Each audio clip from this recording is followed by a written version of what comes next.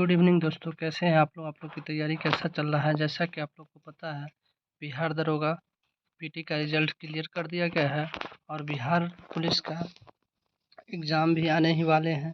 Exam का date, तो जो भी लोग पीटी क्वालिफाई किए हैं वो मेंस के लिए भिड़े हुए हैं, और जो बिहार पुलिस या उसके अलावा एसएससी जीडी के लिए भी जो लोग तैयारी करते हैं, उन सभी के लिए वर्ल्ड ज्योग्राफी का स्पेशल वीडियो है। अक्षांश और देशांतर रेखाओं से संबंधित क्वेश्चन है। ये टॉप 30 क्वेश्चन है। इस क्वेश्चन में आप लोग को ये दिखाया जाएगा, बताया जाएगा कि कौन सा देश किस रेखा पर स्थित है, कौन कौन सा देश से मकर रेखा, कर्क रेखा गुजरती है। तो आइए, इसी सीरीज में हम आपको एक वीडियो और प्रोवाइड कर रहे हैं, जो है अक्षांश और देशांतर रेखा से संबंधित। क्वेश्चन नंबर 1 की तरफ चलते हैं। क्वेश्चन बोल रहा है, अक्षांश रेखा भूमध्य रेखा कितने देशों से होकर गुजरती है। बोल रहा है भूमध्य रेखा कितने देशों से होकर गुजरती है। तो भूमध्य रेखा कितने देश से होकर गुजरती है, तो यह जो है 13 देशों से होकर गुजरती है। ऑप्शन नंबर ए हो जाएगा। क्वेश्चन नंबर 2 बोल रहा है, एशिया दक्षिण एशिया महादेश, कौन सा दक्षिण एशिया महादेश के कितने देशों से होकर भूमध्य रेखा गुजरती है। तो इस जो दक्षिण एशिया महादेश है, उसके कितने देशों से होकर भूमध्य रेखा गुजरती है। तो इसका जो हो जाएगा ऑप्शन नंबर ए 3 देश। कितना देश हो जाएगा, 3 देश, जिसमें है मालदीव, इंडोनेशिया और किरिबाती। ये मालदीव, इंडोनेशिया और किरिबाती, यह जो है दक्षिण एशिया का 3 देश है, जहाँ से भूमध्य रेखा होकर के गुजरती है। क्वेश्चन नंबर 3 बोल रहा है, क्वेश्चन नंबर 3 बोला दक्षिण अमेरिका महादेश का कितने देश, दक्षिण अमेरिका महादेश का कितने देश से होकर भूमध्य रेखा गुजरती है, और उसमें कौन कौन सा देश, शामिल है, उसमें कौन कौन सा देश शामिल है। तो भूमध्य रेखा दक्षिण अमेरिका महाद्वीप के कितने देश से होकर गुजरती है। तो इसमें ऑप्शन नंबर हो जाएगा ए 3 देश। 3 देश जिसमें है इक्वाडोर है, कोलंबिया है और ब्राज़ील है। इन तीनों देश से होकर भूमध्य रेखा गुजरती है, कहाँ, दक्षिण अमेरिका में। उसके बाद आता है मकर रेखा कितने देशों से होकर गुजरती है। तो मकर रेखा जो है, यह 10 देशों से होकर गुजरती है। मकर रेखा कितने देश से होकर गुजरती है, तो 10 देश से। और भूमध्य रेखा कितने देश से होकर गुजरती है, तो 13 देश से। अब आगे आप लोग को पढ़ाएंगे कि मकर रेखा, भूमध्य रेखा हो गया। अब ये कर्क रेखा जो है, यह 18 देशों से होकर गुजरती है। तो अभी आपको क्या है, मकर रेखा कितने देश से होकर गुजरती है, तो मकर रेखा जो है 10 देश से होकर गुजरती है। क्वेश्चन नंबर 5 बोल रहा है, मकर रेखा कितने महादेश से, ये बोला है महादेश या महाद्वीप से होकर गुजरती है, और कौन कौन सा महाद्वीप उसमें शामिल है। तो कौन कौन सा महाद्वीप से होकर गुजरती है मकर रेखा। तो इसका जो आंसर हो जाएगा ऑप्शन नंबर बी 3 महादेश कौन कौन सा है, दक्षिण अमेरिका महादेश हो जाएगा, उसके बाद अफ्रीका महादेश हो जाएगा और ऑस्ट्रेलिया महादेश हो जाएगा। इन तीनों देश से होकर मकर रेखा गुजरती है, एशिया से नहीं गुजरती है और यूरोप से नहीं गुजरती है। क्वेश्चन नंबर 6 बोल रहा है, दक्षिण अमेरिका महादेश के कितने देशों से होकर मकर रेखा गुजरती है। अब ये बोल रहा है दक्षिण अमेरिका महादेश के कितने देशों से होकर मकर रेखा गुजरती है, और इसमें कौन कौन सा देश शामिल है, तो इसमें जो हो जाएगा कौन कौन सा देश शामिल है इसमें। तो इसका जो आंसर हो जाएगा ऑप्शन नंबर 6 का, ऑप्शन नंबर ए हो जाएगा। 4 देश से होकर गुजरती है मकर रेखा, गुजरती है 4 देश से होकर, कहाँ, दक्षिण अमेरिका में, जिसमें चिली है, अर्जेंटीना है, पराग्वे है और कोलंबिया है। इससे होकर गुजरती है मकर रेखा दक्षिण अमेरिका में। क्वेश्चन नंबर 7 बोल रहा है, मकर रेखा अफ्रीका महादेश के कितने देशों से होकर गुजरती है। जो मकर रेखा है अफ्रीका महादेश के कितने देशों से होकर गुजरती है, तो यह जो है 5 देशों से होकर गुजरती है, 5 देश से होकर गुजरती है मकर रेखा। क्वेश्चन नंबर 8 बोल रहा है, मकर रेखा अफ्रीका महादेश के कौन कौन सा देश से होकर गुजरता है? तो अफ्रीका महादेश के कौन कौन सा देश से होकर गुजरता है? तो यह जो हो जाएगा ऑप्शन नंबर ए नामीबिया। किस किस से होकर गुजरता है? तो नामीबिया, ऑप्शन नंबर ए है नामीबिया, बोत्सवाना, दक्षिण अफ्रीका, मोजाम्बिक और मेडागास्कर, कुल 5 देशों से होकर गुजरती है मकर रेखा। कहाँ? अफ्रीका महादेश के। उसके बाद आता है कर्क रेखा।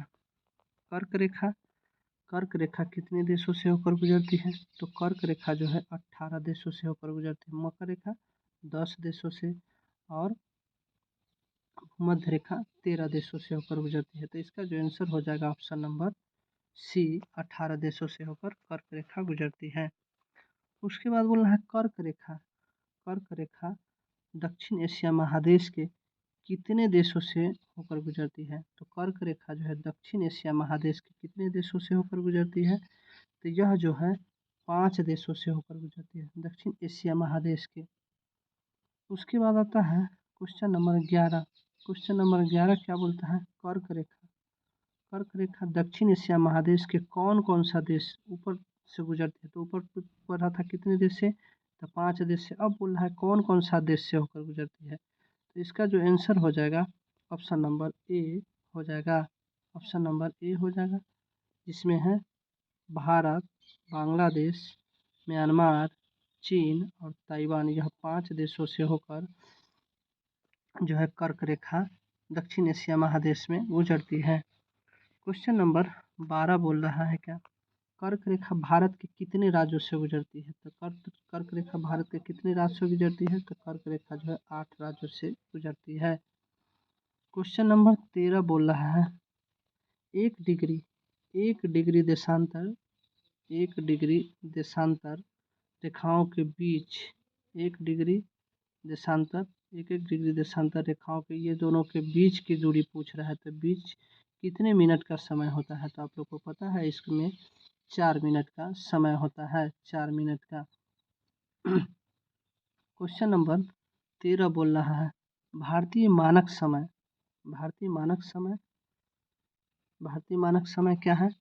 तो इसका जो आंसर हो जाएगा ऑप्शन नंबर ए 18.5 डिग्री पूर्वी देशांतर। आप लोग को पता है जब किसी देश का मानक समय निकाला जाता है तो उसमें जो ये है डिग्री इंटू 4/60 बराबर जो टाइम है वो टाइम निकल जाएगा। अब मान के चलिए इसको हम देखते हैं कि डिग्री तो कितना है। अब यहाँ पे वो बताते हैं डिग्री तो 82.5 इंटू 4/60। ठीक है, तो 82.5 इंटू 4/60। अब इससे हम निकाल देंगे और इसके बाद 60 से भाग देंगे, 82.5 से गुना कर देंगे तो 0, 10, 180। अब इससे हम भाग दे देंगे तो जो हमारा टाइम निकलेगा वो हमारा सही आंसर हो जाएगा। जो मानक समय निकालते तो वही समय जो होता है पूर्वी देशांतर 82.5 भारतीय मानक समय जो है 82.5 डिग्री पूर्वी देशांतर माना गया है। क्वेश्चन नंबर 15 बोल रहा है भूमध्य रेखा को 2 बार काटने वाली यानी भूमध्य रेखा को 2 बार काटने वाली नदी कौन है? तो भूमध्य रेखा को 2 बार काटने वाली नदी कौन है? तो इसका जो हो जाएगा कांगो नदी। कांगो नदी जो है भूमध्य रेखा को 2 बार काटता है। उसके बाद बोलते हैं कर्क रेखा। कर्क रेखा को 2 बार काटने वाली नदी कौन है? तो कर्क रेखा को 2 बार काटने वाली नदी कौन है? तो इसका जो हो जाएगा ऑप्शन नंबर ए माही नदी। यह माही नदी कहाँ है? तो अपना भारत में ही है। क्वेश्चन नंबर 17 बोल रहा है मकर रेखा को 2 बार काटने वाली नदी कौन है? मकर रेखा को 2 बार काटने वाली नदी कौन है? तो इसका जो आंसर हो जाएगा ऑप्शन नंबर बी लिम्पोपो नदी। लिम्पोपो नदी जो है मकर रेखा को 2 बार काटता है। और कर्क रेखा को कौन काटता है? तो कर्क रेखा को माही नदी और भूमध्य रेखा को कांगो नदी काटता है। तो क्वेश्चन नंबर 18 बोल रहा है एकमात्र महाद्वीप जहाँ से तीनों रेखाएं मकर रेखा, कर्क रेखा और भूमध्य रेखा गुजरती है, तो यह कौन है? तो अफ्रीका महादेश द्वीप है। ऑप्शन नंबर सी हो जाएगा। क्वेश्चन नंबर 19 है, वह काल्पनिक रेखा जो पृथ्वी के दो भागों में बांटती है क्या कहलाती है? तो ऑप्शन नंबर ए भूमध्य रेखा कहलाती है। क्वेश्चन नंबर 20 बोल रहा है, दो देशांतर रेखाओं के बीच की दूरी निम्न में से किस नाम से जानी जाती है? तो यह जो है गोरे नाम से जानी जाती है। क्वेश्चन नंबर 21 बोल रहा है, देशांतर रेखाओं की संख्या क्या है? यानी ग्लोब पर देशांतर रेखाओं की संख्या कितनी है? जो ग्लोब है उस ग्लोब पर देशांतर रेखाओं की संख्या 360 है। कर्क रेखा बोल रहा है, कर्क रेखा कितने डिग्री पर खींची गई है? कर्क रेखा जो है कितने डिग्री पर खींची गई है?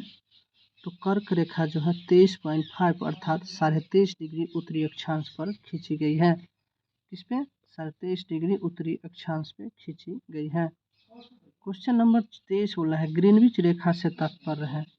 ग्रीनविच रेखा से तात्पर्य है, तो यह जो है 0 डिग्री देशांतर रेखा।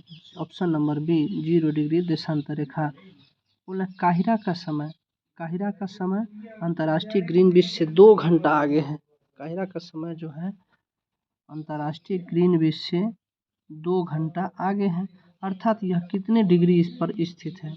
यह कितने डिग्री पर स्थित है? तो यह जो पूछ रहा है कि कितने डिग्री पर स्थित है, तो अभी आप लोग को हमने बताया था कि डिग्री इंटू 4/60 से आप डालिएगा, आपको पूरा पता चल जाएगा कि कितने डिग्री पे जो है ये स्थित है। तो इसका आपको स्थिति निकल जाएगा कि किस डिग्री पे स्थित है। तो इसका जो आंसर हो जाएगा ऑप्शन नंबर 24 का बी हो जाएगा। 30 डिग्री पूर्वी देशांतर पर है। अब देखिए 30 इंटू 4/60 बराबर होगा, तो 3 चौक 12 120/60, तो 60 से भाग देने के बाद 2, तो 2 घंटा आगे है क्योंकि पूर्वी देशांतर पर है। अगर यही पश्चिमी देशांतर पर रहता तो यह माइनस में होता, 2 घंटा माइनस में होता। तो काहिरा जो है किधर है? तो पूर्वी देशांतर पर है, इसीलिए यह प्लस में 2 घंटा है, 2 घंटा है। ठीक है, तो आप लोग को समझ आ ही गया होगा कैसे निकाला जाता है। क्वेश्चन नंबर 25 बोला है, यदि किसी स्थान के स्थानीय मानक समय ग्रीनविच टाइम से 12 घंटा आगे है, देखिए वही क्वेश्चन है, 12 घंटा आगे है, तो वह कितने डिग्री पर स्थित है? ये बोल रहा है 12 घंटा आगे है। कितने? तो 12 घंटा आगे है, तो यह कितने डिग्री पे बोल रहा है, कितने डिग्री पर स्थित है? तो इसका जो आंसर हो जाएगा ऑप्शन नंबर डी हो जाएगा, 180 डिग्री पश्चिमी देशांतर, सॉरी सी हो जाएगा, डी हो जाएगा ऑप्शन नंबर डी, 180 डिग्री पश्चिमी देशांतर। अभी क्या बोला है 12 घंटा, तो देखिए इसको भी 180 इंटू 4/60 अब जोड़ लीजिए 720/6 60, 0 से 0 कट गया तो 12 छक 72, 12 आ गया, तो 12 घंटा यह प्लस है। मानक समय ग्रीनविच टाइम से क्या है तो स्थित है, ग्रीनविच सम आगे है तो यह प्लस पे है। ठीक है, तो इसका जो आंसर हो जाएगा ऑप्शन नंबर डी हो जाएगा। उसके बाद बोल रहा है क्वेश्चन नंबर 26, हर एक डिग्री के अंतराल पर 180 देशांतर रेखाएं खींची गई है। ग्लोब पर कुल कितनी देशांतर रेखाएं खींची गई? तो यह पूछ रहा है ग्लोब पर कुल कितनी देशांतर रेखाएं खींची गई? तो ऑप्शन नंबर बी 360 देशांतर रेखाएं खींची गई है ग्लोब पर। ऑप्शन नंबर 27, क्वेश्चन नंबर 27 बोला है, उत्तरी गोलार्ध में सूरज एकदम कर्क रेखा के ऊपर चमकता है। इस कारण जो है उत्तरी गोलार्ध में सबसे बड़ा दिन किस तारीख को होता है? सबसे बड़ा दिन कब होता है? तो उत्तरी गोलार्ध में, तो इसका जो आंसर हो जाएगा ऑप्शन नंबर 27 का ए 21 जून को जो है उत्तरी गोलार्ध में सबसे बड़ा दिन होता है। क्वेश्चन नंबर 28 बोल रहा है, क्वेश्चन नंबर 28 बोल रहा है दक्षिणी गोलार्ध। दक्षिणी गोलार्ध में सूरज मकर रेखा पर एकदम ऊपर चमकता है, इस कारण किस तिथि को दक्षिणी गोलार्ध में सबसे बड़ा दिन होता है? दक्षिणी गोलार्ध में सबसे बड़ा दिन होता है, तो इसका जो आंसर हो जाएगा ऑप्शन नंबर ए 22 दिसंबर को। 22 दिसंबर को जो है दक्षिणी गोलार्ध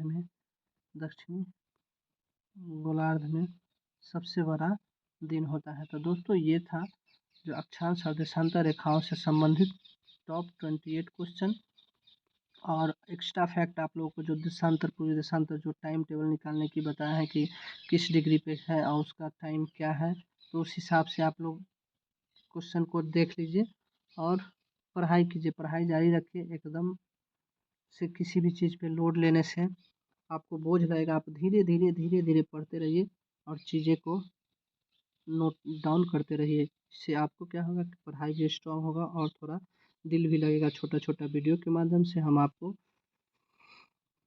वीडियो टॉपिक वाइज प्रोवाइड करने की कोशिश कर रहे हैं। तो सब इस चैनल को स्टडी विथ राजीव 1298 चैनल को सब्सक्राइब करें, लाइक करें और शेयर करें। जय हिंद दोस्तों।